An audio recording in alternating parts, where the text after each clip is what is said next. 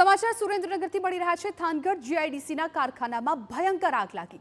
જીઆઈડીસીના Vishwakarma industries સ્ટીકરના કારખાનામાં ભયંકર આગનો બનાવ। ભયંકર આગને કારણે મેજર કોલ જાહેર કરાયો। શોર્ટ સર્કિટને કારણે આગ લાગી હોવાનું તારણ। ધ્રાંગધ્રા, સુરેન્દ્રનગર તેમજ આસપાસના વિસ્તારની ફાયર બ્રિગેડની ટીમ થાનગઢમાં પહોંચી ગઈ છે। આગના દ્રશ્યો પણ આપ જુઓ કે જ્યાં કિલોમીટર સુધી આ કાળા ડિબાંગ ધુમાડાના ગોટે ગોટા જોવા મળી રહ્યા છે। આગને કારણે મેજર કોલ જાહેર કરવામાં આવ્યો છે, એટલે કે આસપાસની તમામ જે ફાયર બ્રિગેડની ગાડીઓ છે તેને પણ બોલાવી લેવામાં આવી છે, કેમ કે ભયંકર આગ લાગી છે।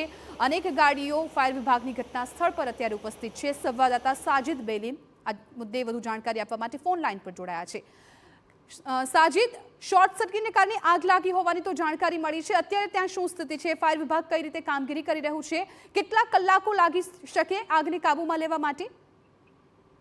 જો વાત કરવામાં આવે થાનગઢ ખાતે જે જીઆઈડીસી છે તે જીઆઈડીસીમાં આગ લાગી છે અને આગ વિકરાળ સ્વરૂપ ધારણ કરતી જાય છે। આજુબાજુના જે કારખાનાઓ છે તેમાં પણ આગ પ્રસરે તેવી ભીતિ છે। ત્યારે હાલ જો વાત કરવામાં તો થાનગઢ, ધ્રાંગધ્રા, સુરેન્દ્રનગરથી ફાયર બ્રિગેડો આવીને આગ ઓલવવાની કામગીરી કરી રહ્યા છે, પરંતુ આગ હજી છે તે કાબુમાં આવી નથી અને આગ ઓલવવાની કામગીરી ચાલુ છે। જો વધુ આગ હજી પરસશે તો અમદાવાદથી પણ ફાયર બ્રિગેડ બોલાવવાની વાત કરવામાં આવી રહી છે, પરંતુ હાલ જ્યાં મામલતદાર છે, પોલીસ છે તે ઘટના સ્થળે છે અને આગ ઓલવવાની કામગીરી ચાલુ છે। જી સાજિદ, અત્યારે કેટલી ગાડીઓ ઘટના સ્થળ પર છે ફાયર વિભાગની, કેમ કે મેજર કોલ જાહેર કરવામાં આવ્યો છે?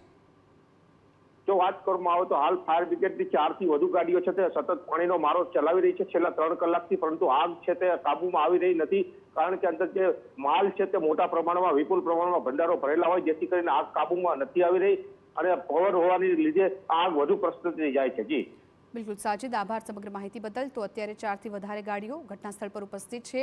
આગને કાબૂમાં લેવાના પ્રયત્નો થઈ રહ્યા છે, પરંતુ હજુ પણ જો આગ કાબૂમાં નહીં લેવાય તો અમદાવાદથી પણ ફાયર વિભાગની મદદ લેવામાં આવી શકે છે।